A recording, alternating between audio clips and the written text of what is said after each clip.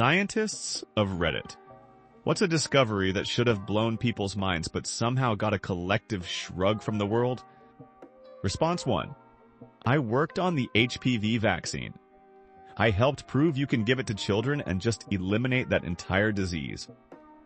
Never gotta worry about that crap again. Nobody gives a crap. Half the country apparently hates us for even doing it.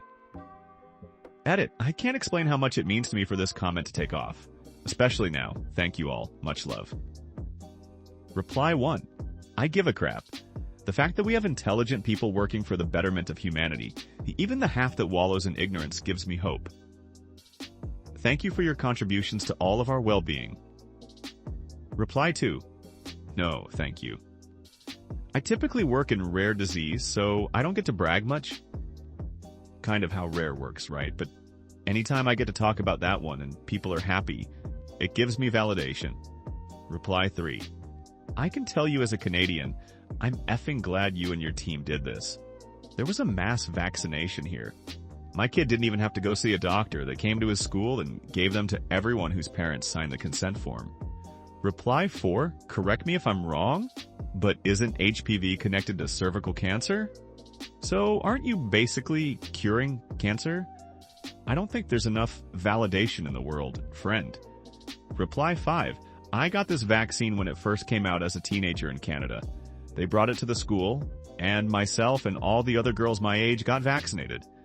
There were a few who didn't because their parents felt it was too pro-sex at our age. As if they'd just never have sex in the future. Anyway, I was working with a girl a few years younger than me, several years ago, and we were talking about this vaccine, and her parents were of the above opinion and didn't get her vaccinated in school for free. She ended up having to pay out of pocket as an adult, and was pissed that her parents didn't have the foresight to know that eventually she will be an adult, and no one wants to get cervical cancer from an easily preventable disease. Response 2. Honestly, mapping the human genome was assumed to be impossible for decades, until it was done in a few short years without the fanfare it deserved. An absolutely mind-blowing accomplishment. Reply 1. I'm alive because of genetic testing we were only able to do because of that discovery. I'm thankful every day. Reply 2. As someone working on rare diseases and constantly suffers from existential crisis, your words give me so much meaning. Reply 3. It is and means a lot to me personally. My son's PhD is computational genomics. I think that's right. And he passed away from an autoimmune disease. During his treatment, we had his genome sequenced, and I have a copy that I treasure. Response 3. CRISPR-Cas9 is actual Jurassic Park crap. People who were born blind have had their sight regained due to genetic tinkering made possible by this biological tech. Mosquitoes can be eliminated, practically eradicating malaria by editing the genes, which are then passed on to offspring, making them sterile. Food can be, and has been, made more nutritious, as in the case of golden rice, producing more vitamin A in impoverished countries. It's Gattaca in the flesh and people just shrugged. Edit. A lot of people are asking, why do I still have mosquitoes, or why hasn't this happened yet? And I can say that this technology is still extremely nascent. It's a massive achievement of humanity and another foothold in our ability to shape nature. But it is still inaccurate. Targeting specific genes in different species, let alone our own, is time-consuming and requires many trials to get right. Targeting multiple genes at the same time is exponentially more difficult. Remember that genes are just DNA sequences at random events on the entire chain, and each sequence is rarely actually next to each other on the chain. Some of you have also mentioned that we don't fully understand the effect this would have on not only one species, but all those others that interact with whichever we were trying to alter. In short, it's incredibly high-tech, and with incredible technology comes incredible questions and incredible consequences that need to be considered before fully deploying. Reply 1. As someone on the biological end of scientific studies, it feels so anticlimactic that people aren't more interested in CRISPR. I know biohacking is a thing, but it's considered a weirdo nerd. Garage hobby at the moment. Reply 2. The problem is that biology is so complex. The running joke is that if you ask a biologist to explain the nerve system, they'll give you a straight answer. Ask an immunologist, and you're in for a 4-hour lecture about how the nervous system isn't actually a nerve system, and on and on. Try dropping that on people who read at a 6th grade level, and it goes completely over their heads. And when stuff goes over people's heads, they become disinterested very quickly because they don't understand the topic. Reply 3. If I could be trusted with math, I would absolutely be chugging weird yet data-based DNA-changing cocktails in my garage. Reply 4. There's a Netflix documentary called Unnatural Selection that covers CRISPR and biohackers, and it is one of the most fascinating things that I have ever watched. I had no idea about any of that stuff when I started watching, and it blew my mind. The biohackers are like mad scientists playing God. Reply 5. Mosquitoes can be eliminated. Would there be any negative side effects to that, like within the food chain? Or do mosquitoes not really factor in much in the grand scheme of things? Laugh out loud if you can't tell by my questions. I'm extremely scientific in nature and totally know what I'm talking about. Response 4. Induced pluripotent stem cells. Historically, stem cell research used cells derived from embryonic sources. That raises tons of ethical debates. In addition, I believe it can cause issues with the body rejecting cells if they come from someone other than the transplant recipient. Scientists then discovered that you could take ordinary skin cells from a person and expose the cells to certain transcription factors which effectively reprogram them into stem cells. From there, the cells can be differentiated into specific cell types like cardiac cells, neurons, etc. An example usage would be to take a Parkinson's patient who has lost 95% of the cells of the neuronal pathway involved in motor activity and other things. Harvest their skin cells, convert them to stem cells, differentiate them into neurons, and transplant them into the brain, thereby recovering some of the deficits. It's unbelievably fascinating stuff and blew my mind when I first learned about it. I don't think that they have even scratched the surface of its potential, especially when you combine it with CRISPR to modify the genetics so you can potentially cure/treat all sorts of diseases. Edited to add it, to be fair, it wasn't exactly shrugged off, but I would bet most average people don't know about it. ETA 2. Wow, just woke up to many comments, which at first glance look quite positive. I will try to get through them all. Love to see the enthusiasm for science like this. Reply 1. This is incredible. I had no idea this was possible. I've been saddened and frustrated by the opposition to stem cell research as a way to fix spinal cord damage and other life-changing possibilities.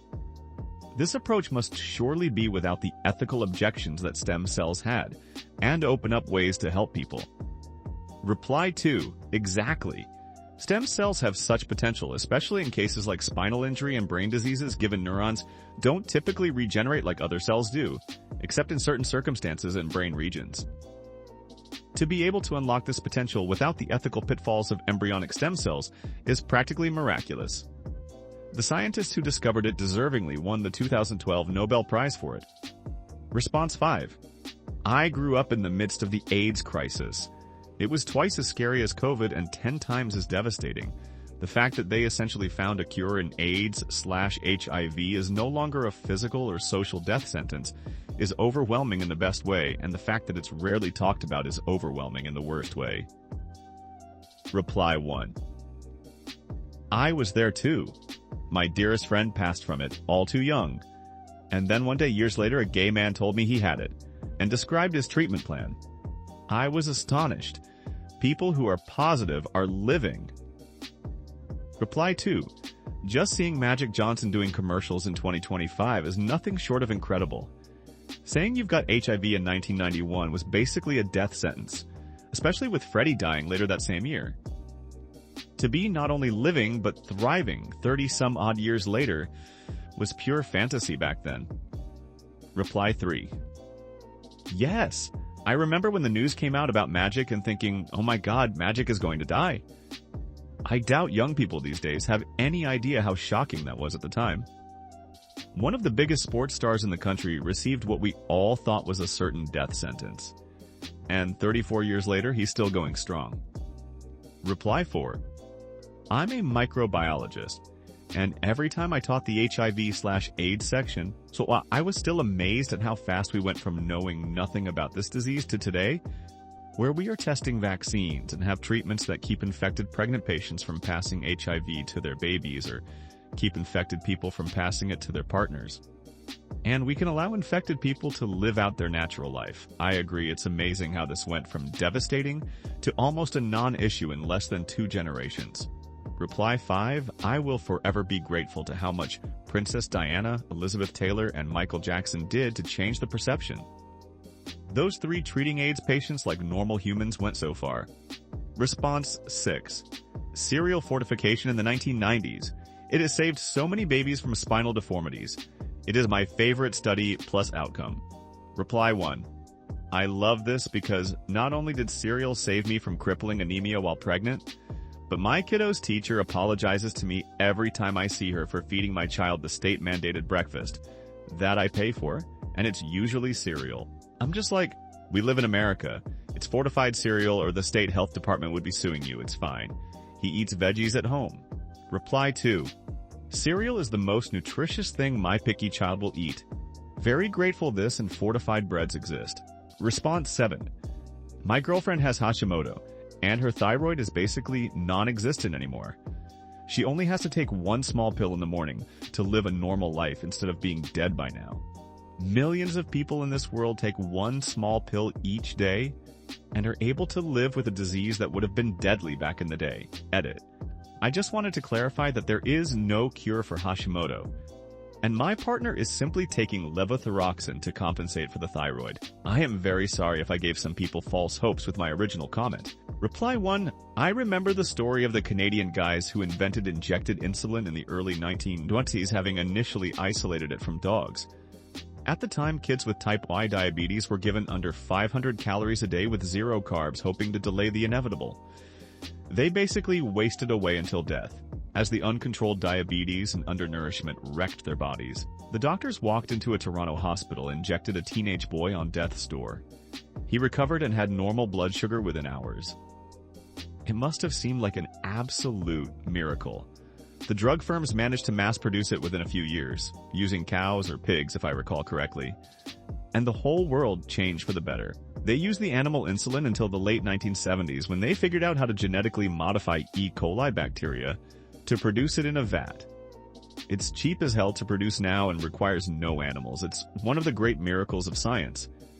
But if you're American, you still get charged hundreds of dollars per month for it because F you, pay us or die. Edit. To tell you how horrific these diets were before insulin, most kids died of starvation-related complications within a year of diagnosis.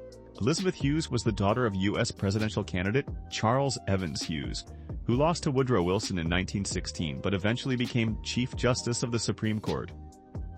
In desperation to save her, they put her on a 500-calorie-per-day diet 6 days a week and made her fast on the 7th day. She was about 5'6" tall. By age 15, her weight had fallen to 45 lbs. Yes, 45 lb. That's a hair more than 20 kg. She started getting insulin on August 15th. Within a week, she was on a 2,400 calorie per day diet and gaining weight. She went home on Thanksgiving Day and never returned. She went to college, married, had 3 kids, and lived to be 73. Absolutely miraculous. Reply 2. A guy I went to high school with died at 21, rationing his insulin to save money. EFAF insurance companies. Reply 3. It's well past time that a class action lawsuit against health insurance companies occurs. No company should be allowed to willfully kill human beings, and this is effectively what their actions and policies do. Either that, or schools in the USA should be encouraged to place a billboard up at every entrance listing all health CEOs. Maybe it would encourage insane school shooters to decide on a different target. Reply 4. My mother, depressed and phobic about doctors, came within a hair's breadth of dying from Hashimoto's thyroiditis a decade ago, despite many attempts to convince her to seek medical help.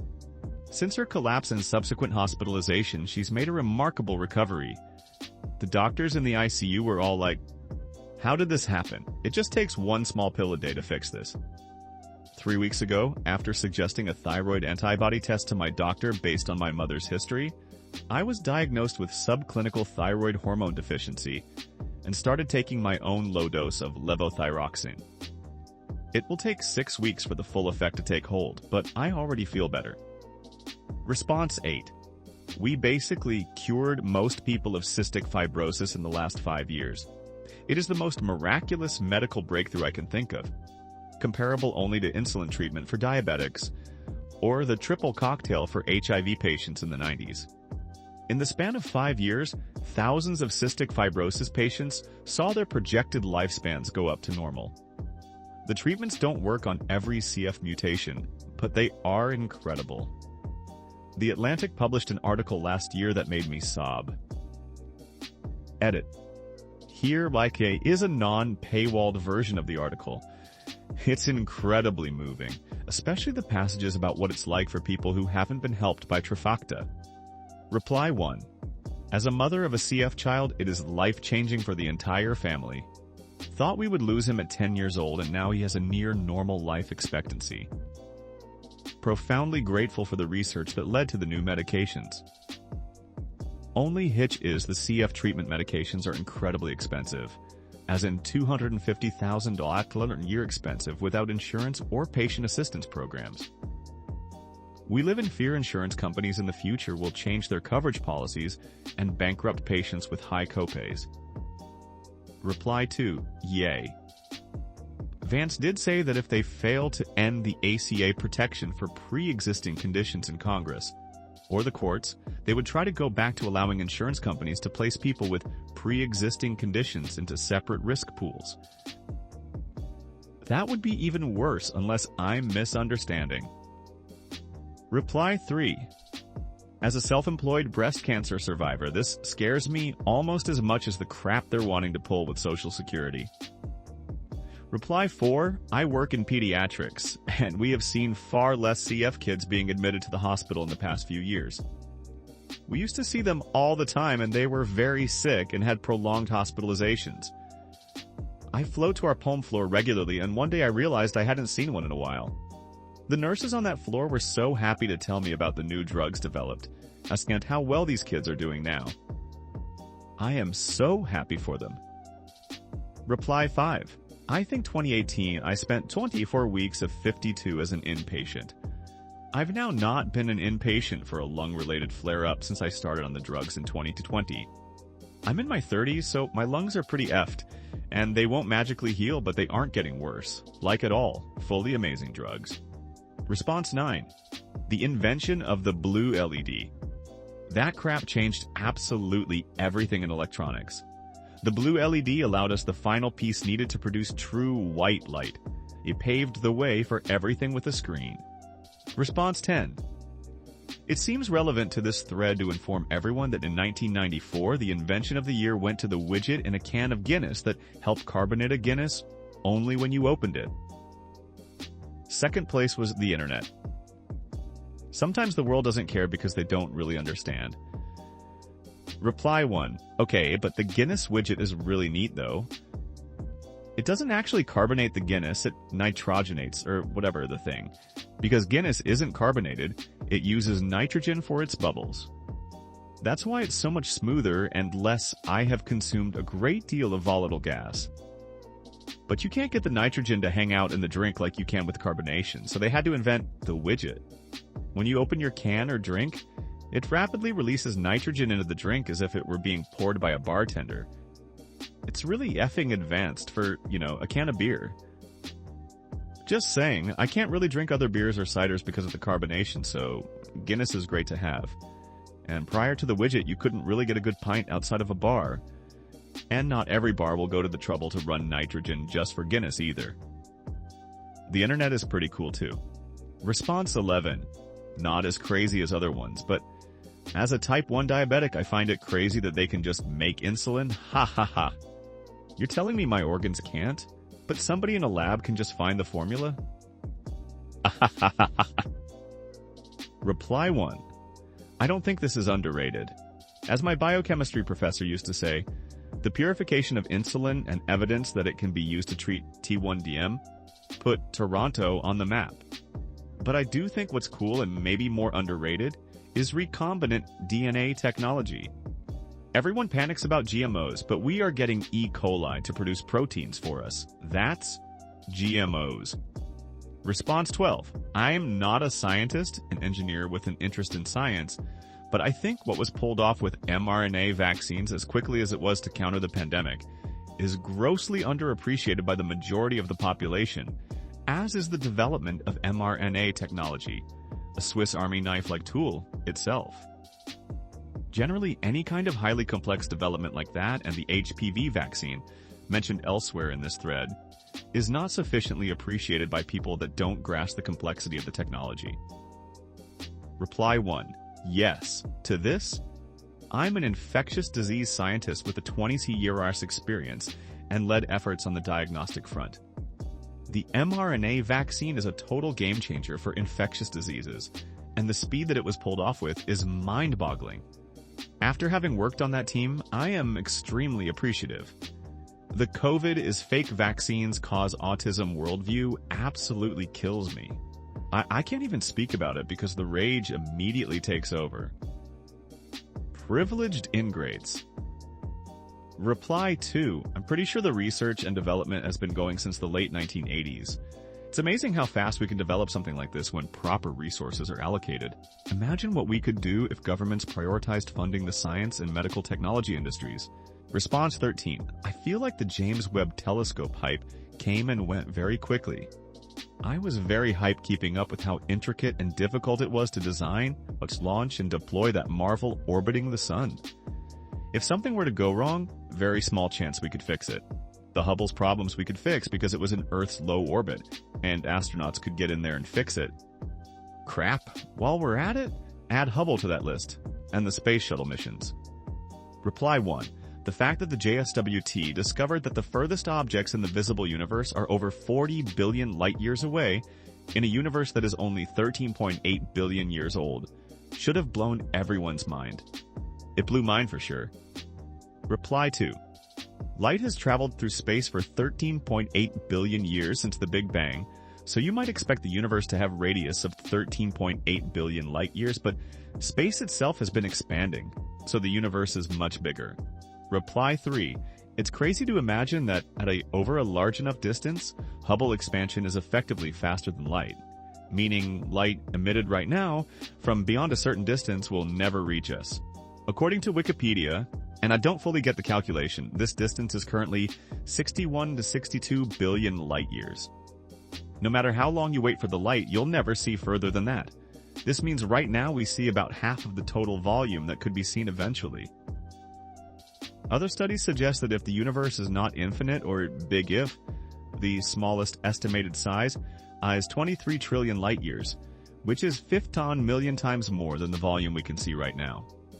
By comparison, if you're a 5 to 6 foot tall person standing on a paddleboard in the middle of the ocean with no waves and perfect conditions, the horizon is about 4.7 kilometers away. That means you can observe about 70 SQ kilometers of ocean.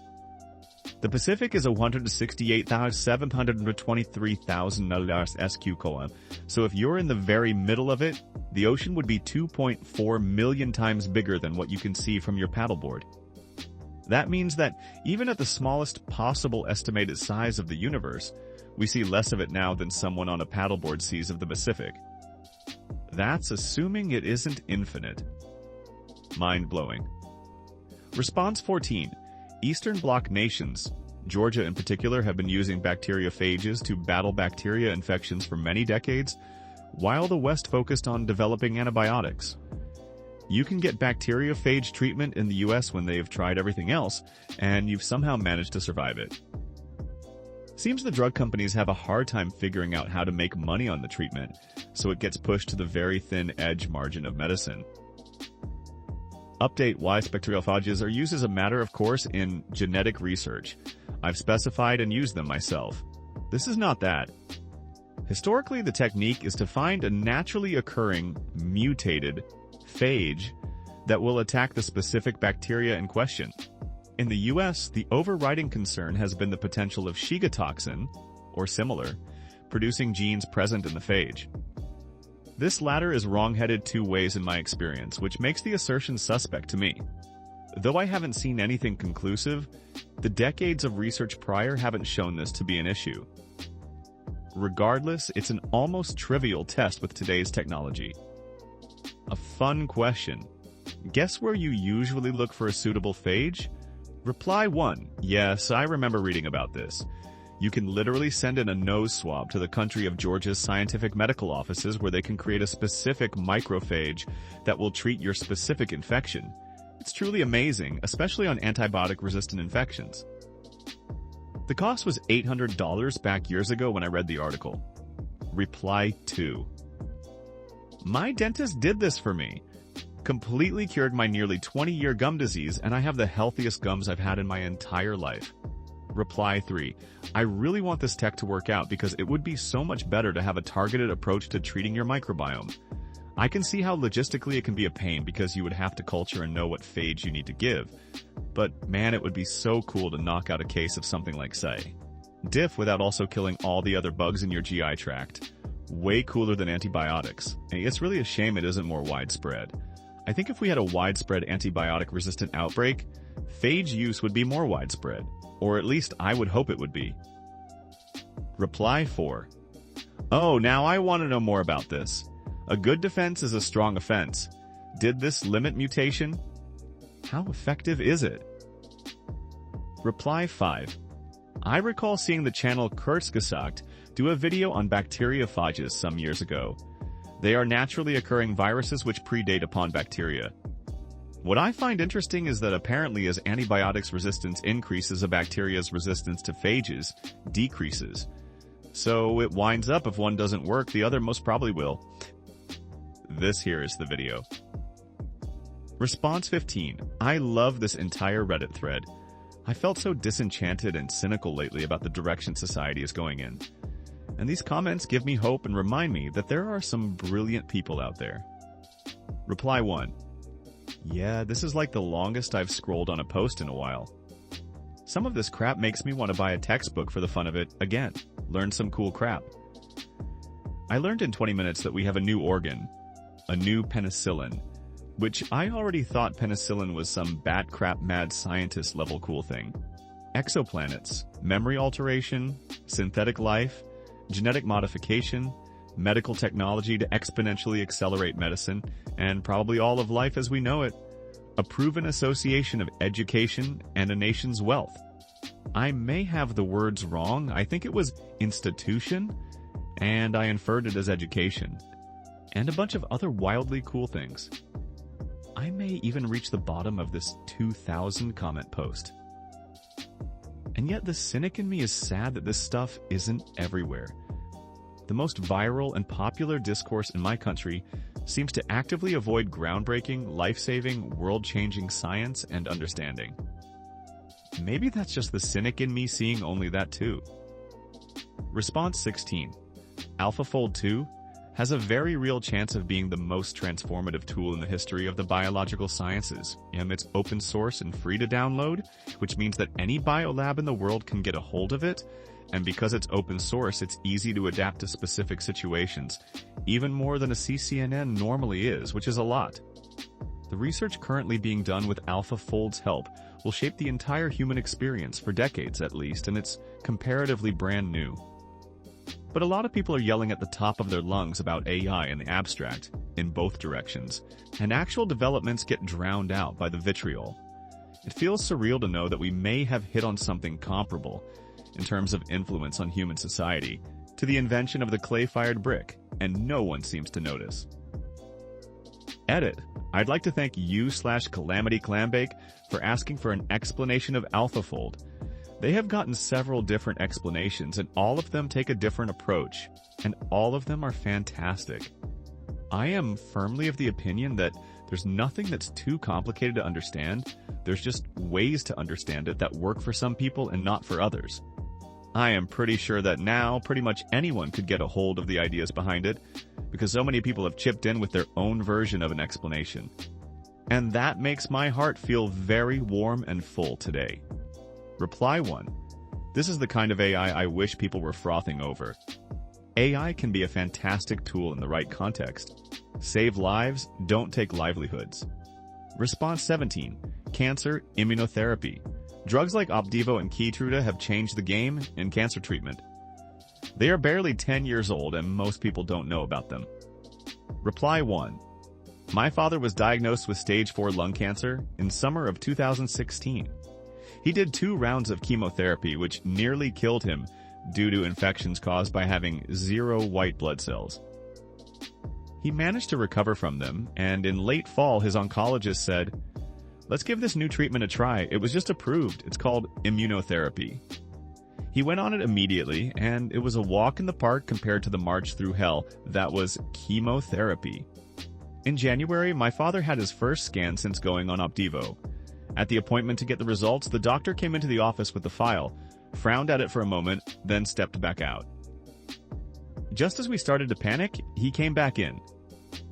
He said, "I'm sorry, I had to make sure this file was yours. The results show nothing." "What do you mean nothing?" "Nothing, no spots. The cancer is gone." He has been cancer-free since then. The doctor told us later that with his diagnosis, he would have been shocked if he made it 6 months. Here we are 9 years later. We sing immunotherapy's praises every chance we get. Reply 2. My dad was selected as the 12th person in a 12-person study of Keytruda about a decade ago, and his melanoma essentially disappeared. Doctors hate to say cured, but that's basically what happened. Keytruda literally saved his life. Reply 3. I'm no scientist, but I worked at a blood cancer charity. The fact that some blood cancers are now chronic diseases treated with immunotherapy, instead of a death sentence, is wild. Response 18. There is evidence in neuroscience that a brain is not a single consciousness, but contains several consciousnesses. In split-brain patients, one side of the brain can know something that the other side doesn't. And one side of the brain will make up stories about why the opposite side did something. It's completely mind-blowing and makes no sense to how we think about ourselves. Edit. Remove the word strong evidence to save the Reddit PhDs from having an aneurysm. Reply 1. This reminds me of a story about Mel Blanc, the original voice of Bugs Bunny. He was involved in a bad car accident in the early 1960s that left him in a coma. His doctor would enter his hospital room every morning and greet Mel to see if he might be conscious, but Mel never answered. Then one day, the doctor decided to enter Mel's hospital room and greet Bugs Bunny instead. Bugs Bunny spoke back to him. Reply 2. The doctor finally says, "Bugs, can you hear me?" Noel says. To which Mel responded, "Yeah, what's up, Doc?" in character. Response 19. GLP-1s. It's nothing short of revolutionary. Not only does it stabilize blood sugar in diabetics and promotes weight loss for obese people who have no luck with other treatments, it also curbs addictions to alcohol, smoking, even shopping. It has been shown to be protective for cardiovascular health, used for kidney failure. It's a treatment for certain liver diseases. And that's just what we have confirmed so far. In my book, GLP-1s are right up there with penicillin and pasteurization. Reply 1, someone mentioned that the GLP-1s in the pipeline to come to market will make the current ones look like child's play. Every iteration has been better so far. Apparently the next versions are exponentially better. Reply 2. Retatrutide is in stage 3 trials right now but is already being used by bodybuilders. Can confirm it's wildly more powerful than semaglutide. Response 20. Claude Shannon and information theory. It took a while to grab hold and for the technology to catch up, but computers, cell phones, streaming, www, etc. would have been significantly delayed for not his work. Thanks for watching until the end. If you have a similar story to these that you want to share with us, please leave it in the comments below. If you enjoyed this video, please leave us a like and subscribe. For more videos like this one right now, please stop by our channel. Thanks again, and see you next time.